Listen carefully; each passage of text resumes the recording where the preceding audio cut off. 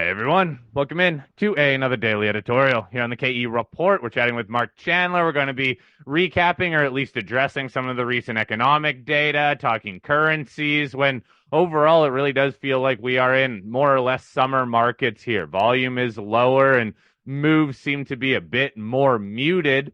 Marc is the managing partner at Bannockburn Global Forex, also editor of the Mark to Market blog.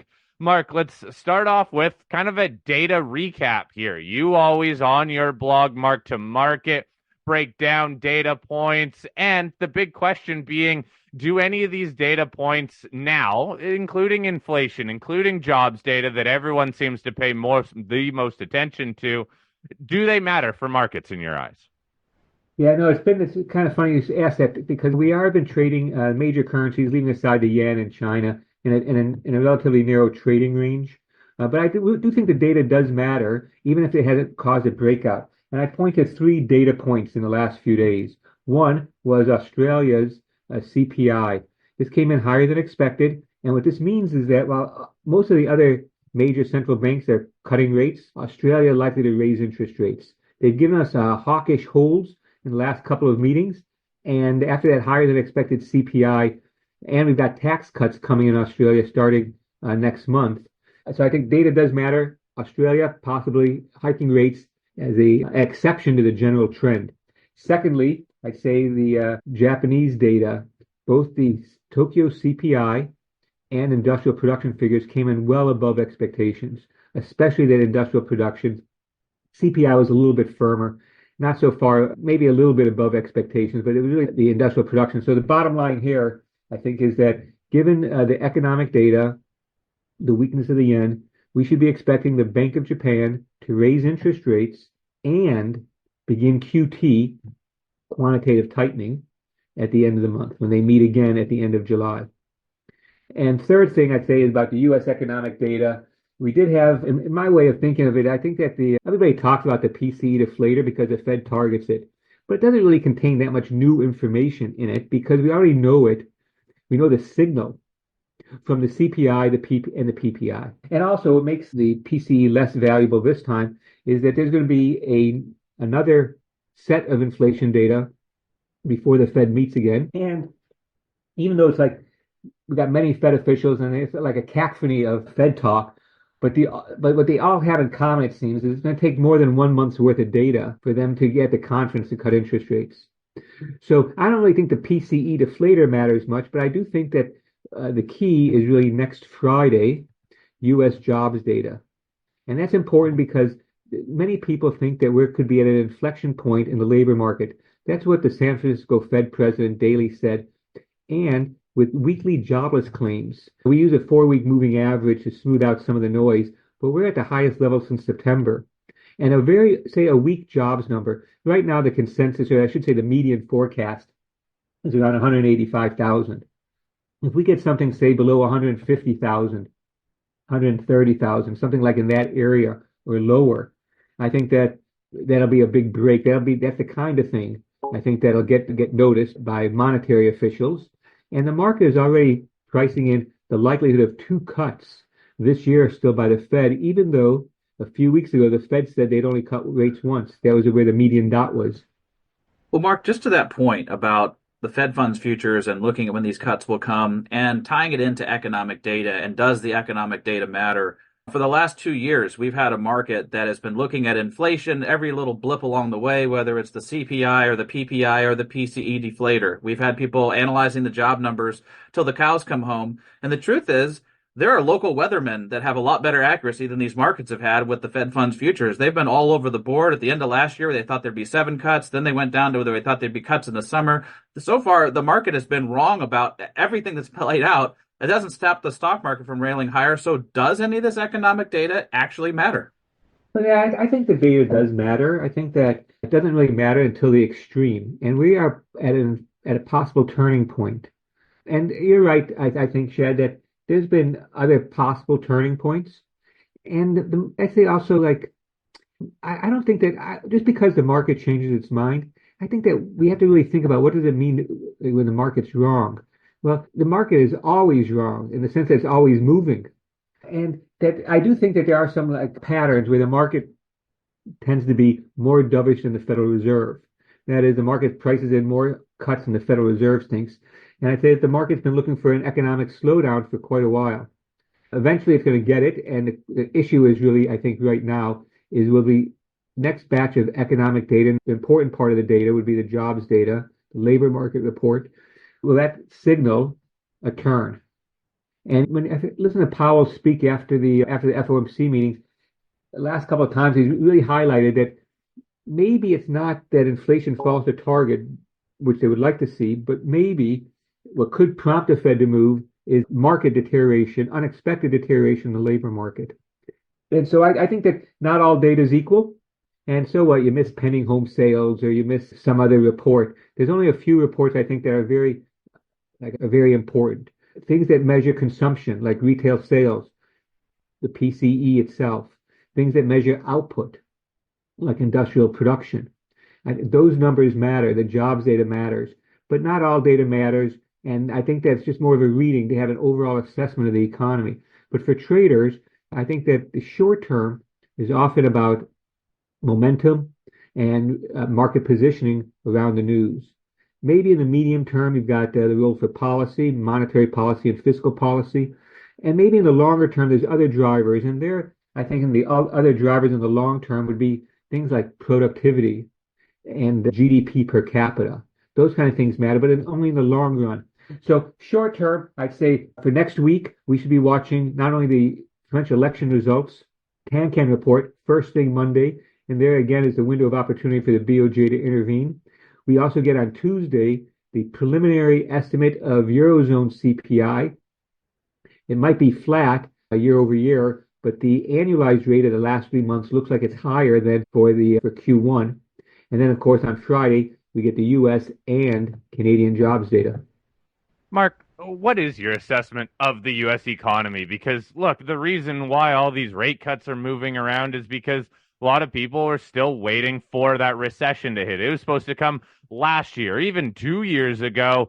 And now, look, with some of the data starting to turn, there's always these recession fears. And that is a lot what drives these predictions on Fed cuts, even though the Fed's saying they might start cutting without a recession if inflation keeps moderating. Do you think we are heading down that path of a recession right now? Yeah, so Corey, I think here's where I would stand is that the U.S. economy is slowing. Very, barring a big shock like we had in 2000 with the tech bubble or 2008 with the great financial crisis, the U.S. typically does not have a recession during the presidential election year. Now I know the COVID business cycle, the post-COVID business cycle has been very unusual. A lot of the traditional indicators people like myself would use, like the inversion of the yield curve, the pace of decline in leading economic indicators, all these kinds of indicators, all are pointing to a recession. We typically don't find a recession in the U.S. until well after the fact. And so I do think the U.S. economy is slowing. I don't think we get a recession this year as far as so that rule of thumb about two contracting quarters. I think somewhere down the road, the National Bureau of Economic Research might call a recession what it would have begun this year, but typically we don't get the recession until the next presidential term. And so I'd be looking more for a recession next year. That's 2025. And that's also, by the way, where the Federal Reserve has identified going to be more aggressive on cutting rates than this year. So I'm in the camp, slowdown's coming. It's been a very unusual business cycle. It's been very difficult to forecast, but it does look like the slowdown's coming. And the key here, again, is the labor market. And I think that we end up in a recession in 2025.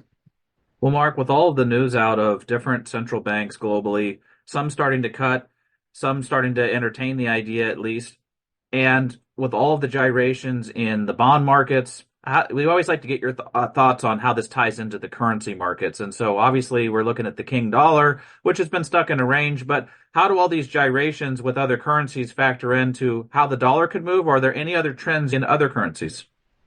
Yeah, so when I think about this, Shad, that one of the things that make this business cycle a bit unusual is that five G10 central banks have cut interest rates before the Federal Reserve. And I would probably put the Bank of England as the sixth G10 central bank that likely will cut rates before the Fed. So on one hand, say countries are, and this would be the first time by the way, that the ECB's done it, and it's possible that the Bank of Canada cuts rates twice before the Fed cuts once even. So this is a bit unusual. I think that to me the key though is what happens to the Fed, and I think this is what really the lesson I drew from Q4 last year, Q1 this year. That is, in Q4 last year, to your point, the market was getting very aggressive on Fed cuts, and even though they were getting aggressive on other central bank rate cuts as well, they got that whole story wrong, as you noted. But what really happened was the dollar weakened. Yes, interest rates around the world fell. Other countries sometimes fell more than us, more than the US, but the dollar fell. First quarter this year, interest rates rose, not just in the US, but Europe as well. Many other countries, interest rates rose. US interest rates rose, the dollar rallied. And so to me, the key is not going to be so much what these other central banks do, but when the Fed cuts, or when the market feels highly confident of the Fed cut. And to your point, because it's been wrong, the market is hesitant until sort of they see the white of the eyes, as the generals would say. So bottom line here, I think that dollars in a range for the most part. I'd look for the next big move to be on the dollar to the downside on the back of weaker economic data, softer inflation data, boosting the confidence that the Fed cuts rates possibly as early as September. Mark, what does this mean for markets then? If you see a recession coming next year, what should we expect for markets? What should we expect for commodities when the Fed is cutting with that recession? Yeah, so typically people think, oh, the Fed's cutting interest rates, this is good for stocks. But what happens is that in the first 12 months, the reason the Fed's cutting is because the economy is weakening, which speaks to profitability, speaks to sales, speaks to corporate earnings. So typically, in the 12 months after the first Fed rate cut, U.S. stocks sell off. But I think that I mentioned this before on the show that I think that with the dollar at such extreme levels, this is a time for dollar-based investors to be diversifying. Give you an example. The Japanese stock market, one measure of the Japanese stock market, the topics, is at 30-year highs. I think its last time it was at these levels was in 1990, 34-year highs. So that helps buy you time until the currency adjusts. So you're getting paid to be long the Japanese stock market. It's going up. You're giving back some of that in the yen exposure, but in the long run, the yen will strengthen, and that'll also be a tailwind to your investments outside the U.S. I think that broadly speaks to Europe as well. Europe is a bit more difficult, I think, because more mature, and it's also near record highs. But there, I think it's more of a struggle when you think about what are the commanding heights of the economy, and Europe typically lags behind the U.S. in productivity, which is a problem. So broadly speaking, though, I think that Fed cuts rates, it's not going to be good for stocks, despite like the idea of lower interest rates being good for stocks, and especially if it's coupled with weaker demand, not just in the U.S. but elsewhere. Say, for example, the Chinese economy doesn't pick up, and then I think we're looking at weaker commodity prices in general. You know, in the past week, leaving aside, say, gold, which is going to close, it looks like it's going to close a bit higher this week. What's caught my eye is the grains, wheat, corn, soy, all fell to new lows for the year. Wheat has stabilized into the weekend here, but we still are looking at relatively low grain prices, partly on good harvests, partly on the more planting, and it looks like the weather has held up for most of these crops. And I think it's been a big surprise to people at how fast the greens have come off. All right. Well, Mark, thank you for your insights here. We've covered a lot, but look, it does still seem like we're very much in summer, and it is an election year, which can push back some major moves and especially major economic issues, as you have outlined. We'll follow up with you next week as we get that jobs number. But again, summer trading, this is just the environment we are in. Mark, thank you as always for your time. Everyone, you can check out the Mark to Market website with the link that is in the show notes. Thanks for your time, Mark. We'll chat next week. Thanks. Good luck.